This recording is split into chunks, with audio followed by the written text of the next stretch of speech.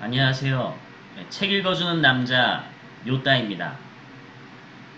제가 처음으로 여러분들에게 소개해드릴 책은 데일 카네기의 인간관계론이라는 책을 소개해드리고 읽어드리고자 합니다. 요즘에 많은 분들이 인간관계에 대해서 어려움을 겪고 또 이제 인간관계 다이어트라 해서 필요하지 않는 사람들을 줄이고 자신에게 도움이 되는 사람들만을 이제 가지고 간다라는 그 의미의 인간관계 다이어트도 많이 이루어지고 있습니다. 그러나 이제 인간은 사회 동물이라는 말처럼 우리가 이제 생활하는 데 있어서 인간관계를 뺄 수 없고 직장, 연인, 가족관계 등에서도 여러분들이 좀 더 나은 위치, 더 좋은 위치에 쓰고자 한다면 이러한 인간관계가 반드시 원활히 이루어져야 되겠습니다. 그런 의미에서 오늘 데일 카네기의 인간관계론, 먼저 이 책은 인간관계론 책에 있어서 가장 그 선두주자라 할 수 있고 가장 우리에게 큰 메시지와 좋은 영감을 불러줍니다. 그래서 이 책을 한번 여러분들에게 소개시켜드리고 또 알려드리면서 이 책을 권유해드리는 방법이 되겠습니다. 자, 먼저 이 책의 저자인 데일 카네기가 서문을 한번 읽어보겠습니다. 이 책을 어떻게 썼고 왜 썼는가? 지난 35년 동안 미국의 출판사들은 20만 종 이상이 책을 펴냈다. 거의 팔렸다고 할 수 없는 경우가 대부분이었고 많은 책이 적자를 기록했다. 내가 많은 책이라고 했던가? 현존하는 세계 최대 규모의 한 출판사 사장이 최근 내게 고백한 바에 따르면 출판을 해온 지 75년이 되었지만 아직까지도 출판하는 책 8권 중 7권은 적자를 면치 못한다고 한다. 그렇다면 나는 왜 무모하게도 또 한 권의 책을 쓴 것일까? 그리고 독자 여러분이 돈과 시간을 들여 내가 쓴 책을 읽어야 하는 이유는 무엇일까? 둘 다 대답하기 쉽지는 않지만 매우 적절한 질문들이다. 그러나 나는 이 질문에 소신껏 대답해보고자 한다. 1912년 이래 나는 뉴욕에서 직장인과 전문직 종사자를 위한 교육 강좌를 진행해왔다. 초기에는 대중연설에 대한 강좌만을 진행했었다.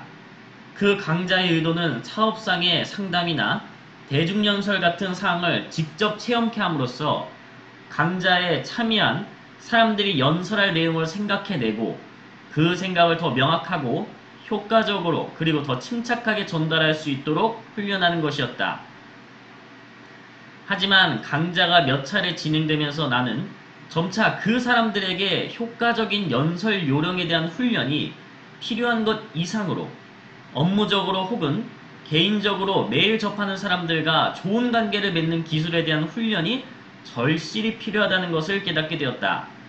또한 내 자신부터도 그런 훈련이 절실히 필요하다는 것도 점차 깨닫게 되었다.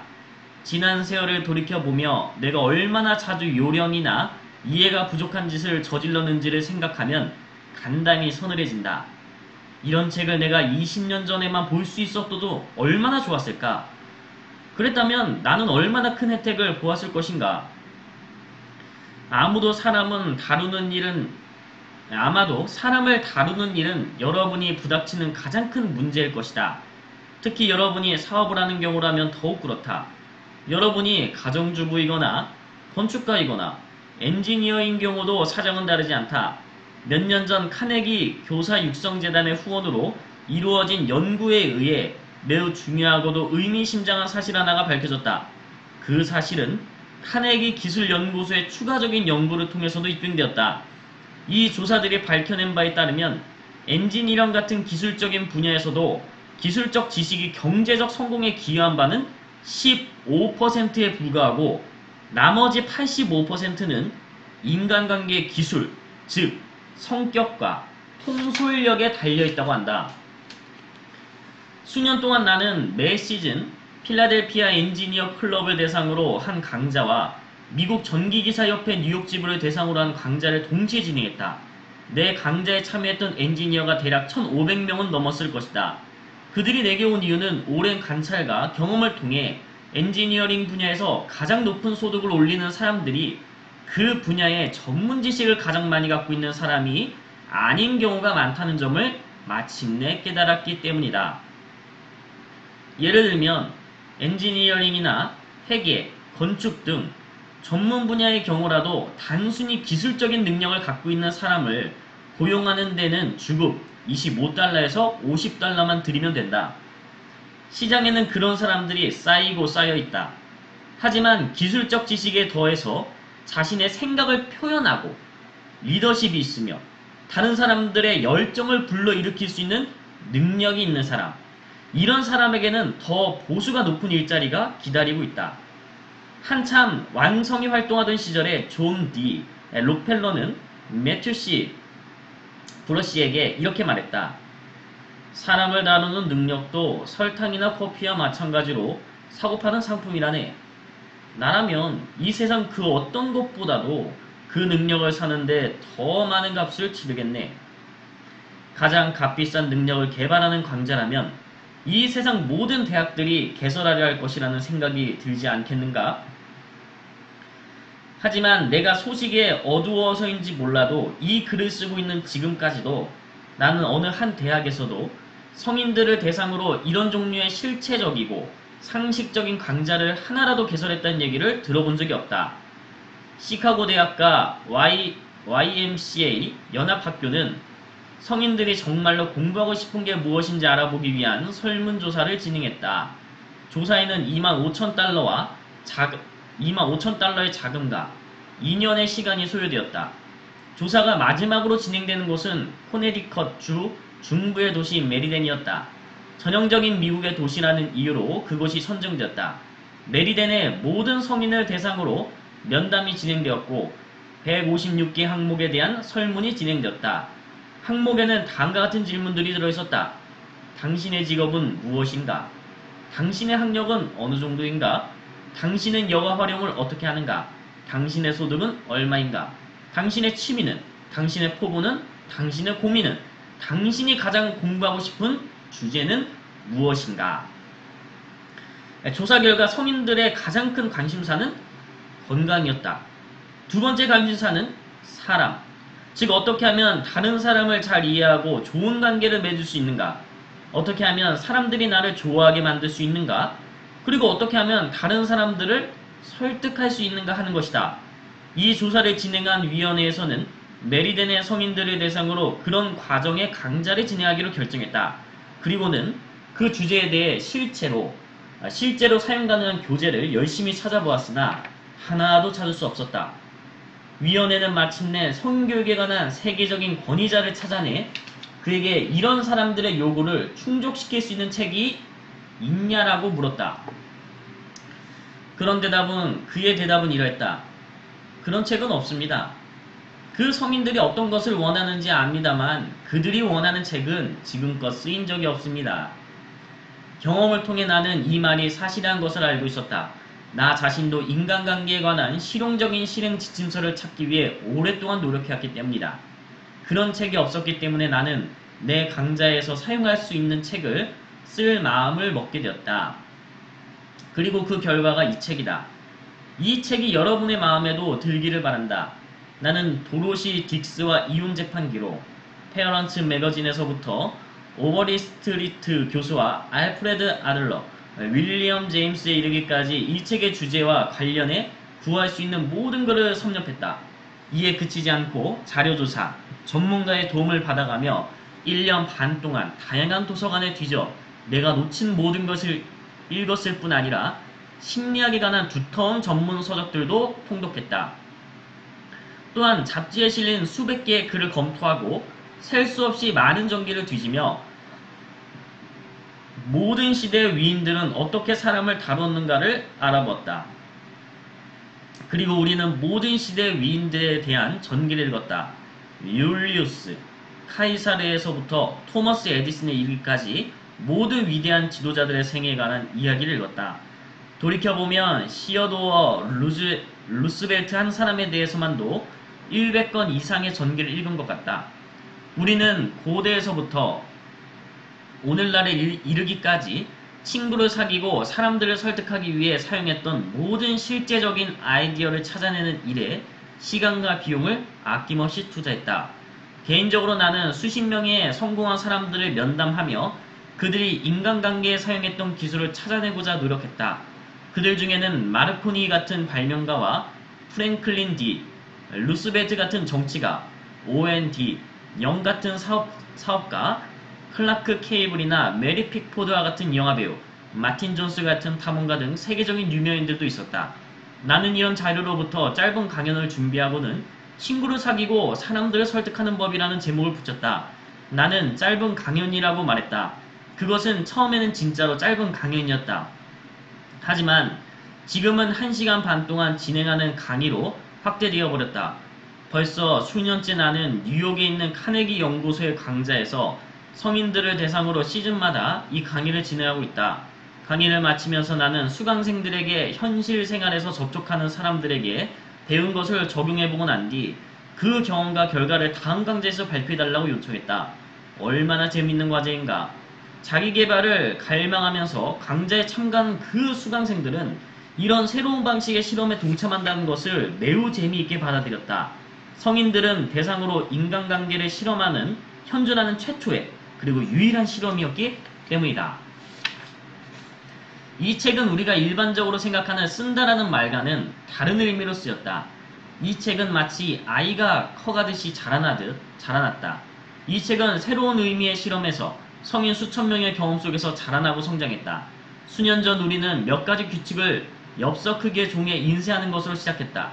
하지만 시즌이 지날수록 크기와 내용이 확대되어 그 다음 시즌에서 엽서는 조금 큰 카드가 되었고 그 다음엔 낱장으로 된 인쇄물이 되었으며 또 그 다음엔 소책자의 형태가 되었다.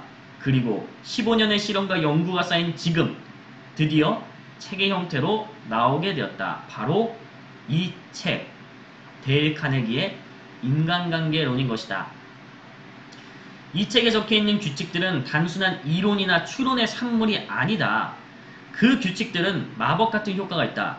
이상하게 들리겠지만 나는 이 원칙들을 사용하고서 말 그대로 인생의 혁명 같은 변화가 일어난 사람들을 많이 보았다. 예를 들어 보겠다. 지난 시즌 314명의 종업원을 거느린 사람이 광자를 들으러 왔다. 오랫동안 그는 아무 때나 함부로 종업원들에게 몰아붙이고 비판하고 야단쳤다. 친절함이나 감사, 격려의 말 같은 건 그와는 거리가 먼 것들이었다. 그러던 그가 이 책에서 주장하는 원칙들에 대해 배우고 나서는 자신의 삶의 철학을 대폭 수정했다.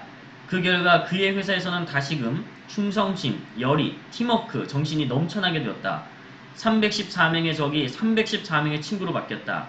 그는 광자에 와서 자랑스럽게 이렇게 말했다. 예전에는 회사에서 내가 지나가도 인사하는 사람이 단 한 명도 없었습니다. 내가 오는 걸 보면 종업원들이 고개를 돌려 외면했었지요. 하지만 지금은 그들 모두가 내 친구가 되었습니다. 수위까지도 내 이름을 친근하게 부릅니다. 지금 이 사람은 예전에 비해 더 많은 이익을 내고 있고 더 많은 여가를 즐기고 있다. 그리고 그 어떤 것과도 비교할 수 없을 정도로 중요한 점을 얘기하자면 그는 사업과 가정생활에서 더 큰 행복을 만끽하고 있다. 여기에 나온 원칙들을 활용함으로써 판매를 급격히 신장시킨 세일즈맨들 또한 수없이 많다.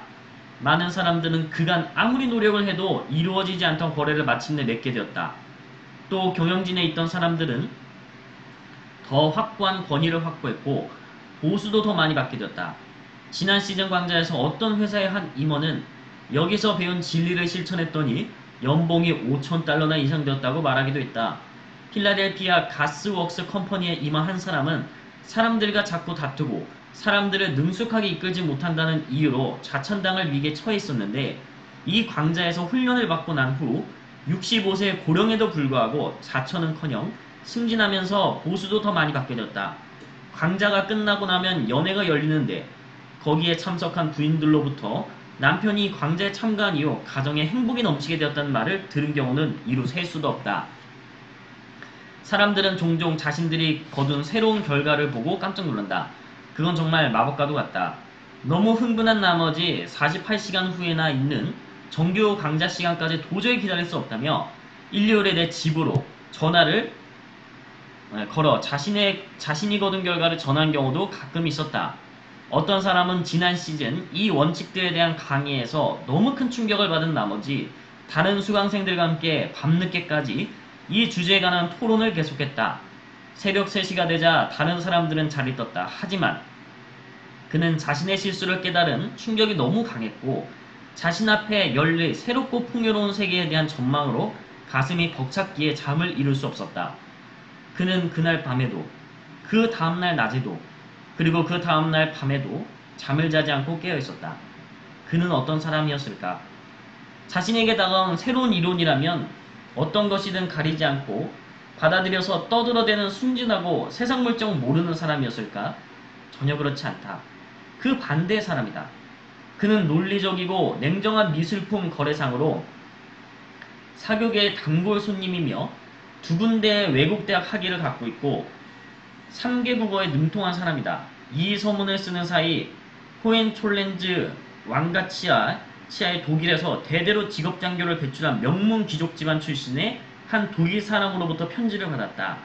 그가 편지를 쓴 곳은 대서양을 건너 유럽으로 돌아가는 증기선 아니었다. 그가 보낸 편지에는 이 책에서 말하는 원칙들을 적용한 경험이 적혀 있었는데 거의 종교적인 열정에 가까울 정도로 고양된 분위기가 느껴졌다. 또 다른 사람은 뉴욕 토박이로 커다란 카펫 공장을 갖고 있으며 사교계에도 이름을 날리고 있는 부유한 사업가가 있다. 그는 하버드 대학 졸업생이었지만 카네기 교육과정에서 14주 동안 배운 인간관계 기술이 대학에서 4년 동안 배운 것보다 훨씬 많다고 단언했다. 말도 안 되는 것 같은가? 웃기는 소리인가? 너무 허황된 얘기로 들리는가? 어떻게 생각하던 그건 여러분 자유다. 나는 다만 1933년 2월 23일 목요일 저녁 뉴욕 예일 클럽에서 대단한 성공을 거둔 점잖은 하버드 대학 졸업생 한 사람이 약 600명의 청중 앞에서 한 연설에 밝힌 말을 아무런 설명도 덧붙이지 않고 인용했을 뿐이다. 유명한 윌리엄 제임스 하버드 대학 교수는 이렇게 말했다. 우리가 가진 잠재성에 비추어 볼 때 우리는 단지 절반 정도만 깨어 있다. 우리는 우리가 가진 육체적 정신적 자원의 일부만을 사용하고 있을 뿐이다. 이것을 일반화해 얘기해보자면 개개인의 인간은 그럼으로써 자신의 한계에 한참 못 미치는 삶을 영위하고 있다. 인간은 습관상 활용하지 못하고 있는 다양한 종류의 능력을 소유하고 있다. 여러분이 습관상 활용하지 못하고 있는 그 능력들, 이 책이 가진 유일한 목적은 그 능력, 즉 여러분이 그 활용되지 않는 채 잠자고 있는 자산을 발견하고 개발함으로써 이익을 얻을 수 있도록 도와주는 것이다. 교육이란 살아가면서 생기는 다양한 상황들에 대처하는 능력이라고 프린스턴 대학 총장을 지낸 존 G. 하빈 박사는 얘기했다. 여러분이 이 책을 파트 3까지 읽고 나서도 살아가면서 생기는 다양한 상황들에 대처하는 능력에 조금의 진전도 없다면 여러분에 대해서만큼은 이 책이 완전한 실패임을 인정했다. 하지만 허버트 스펜서가 얘기한 대로 교육의 가장 큰 목표는 지식이 아니라 행동이며 이 책은 바로 행동의 책이다. 데일 카네기. 이것으로 데일 카네기의 인간관계론 서문을 마치도록 하겠습니다.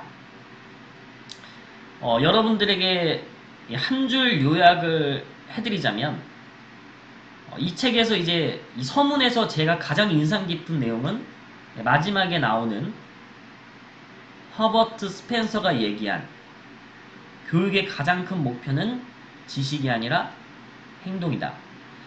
여러분이 만약 이 책을 읽게 되고 또 제 유튜브를 통해서 듣게 되신다면 앞으로 이 파트 1부터 파트 3까지 이루어지는 그 인간관계론의 그 정의들을 또 규칙들을 읽지만 마시고 듣지만 마시고 한번 행해 보셔서 더 좋은 가정 또 더 좋은 인연 더 좋은 직장 생활을 영위할 수 있도록 도움이 되는 내용들이 되었으면 좋겠습니다. 그러면 서문 오늘로 마치도록 하겠습니다. 감사합니다.